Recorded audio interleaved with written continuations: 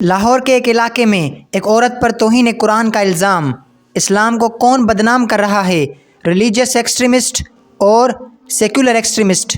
قرآن کی ایک آیت اور پیغمبر صلی اللہ علیہ وسلم کا فرمان، پولیس کا کردار اور عورت سے معافی منگوانا۔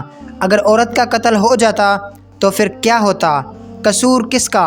عورت کا، مولوی کا، لبرل کا یا پھر اسٹیٹ کا؟ یہ سب کچھ جانیں گے آج کے اس ویڈیو میں۔ جہالت کی وجہ سے ایک انسانی جان جا سکتی تھی، ایک انسانی جان خطرے میں پڑ گئی تھی۔ لاہور کے ایک علاقے میں ایک عورت کا جو لباس تھا اس پر عربی میں کچھ حروف لکھے ہوئے تھے، تو کچھ جاہل قسم کے لوگوں نے سمجھا کہ شاید یہ قرآن کی آیت ہے اور یہ عورت قرآن کی توہین کر رہی ہے، اسی لیے لوگوں کا ہجوم جمع ہو گیا اور عورت کو گھیرے میں لے لیا۔ اگر خدا نہ خواستہ وہ لوگ عورت کو قتل کر دیتے تو پورے ملک کا بھی نام بدنام ہو جاتا اور اسلام کا نام بھی بدنام ہو جاتا۔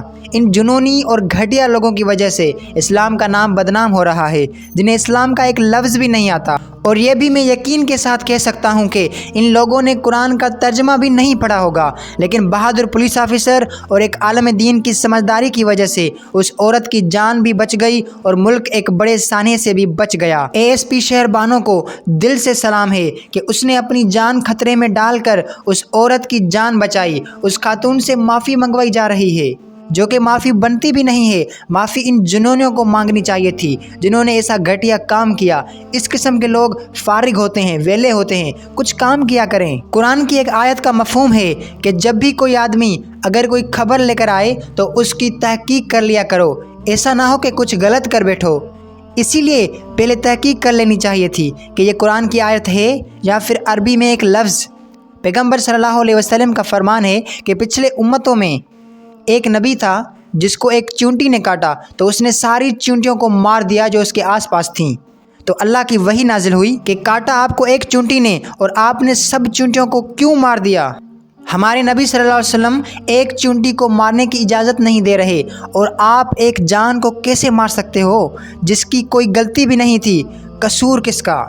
اس قسم کا لباس میرے خیال میں نہیں پہننا چاہیے جس میں یہ اندیشہ ہو کہ توہین ہو رہی ہے۔ اس سارے واقعے میں کچھ لوگ کہہ رہے ہیں کہ مولویوں کی غلطی ہے یا پھر اسلام کی غلطی ہے۔ یہاں پر میں ایک بہت ہی خوبصورت مثال دوں گا کہ فرض کریں ایک کار ہے سوک، جس میں جو ڈرائیور بیٹھا ہے وہ گاڑی صحیح طریقے سے نہیں چلا رہا، کبھی رکشے والے کو ٹکر مار دیتا ہے، کبھی دوسری کار کو ٹکر مارتا ہے، کبھی دیوار پر ٹکر مارتا ہے۔ تو اس میں غلطی کس کی ہے؟ کار کی یا پھر ڈرائیور کی؟ کامن سینس کی بات ہے کہ ڈرائیور کی غلطی ہے نہ کہ کار کی۔ تو لاہور والے واقعے میں بھی اسلام کی غلطی نہیں، مولوی کی غلطی نہیں، بلکہ ان جنونیوں کی غلطی تھی۔ لیکن لبرلز میں اتنی عقل نہیں ہوتی ہے کہ وہ بات کو سمجھ سکیں۔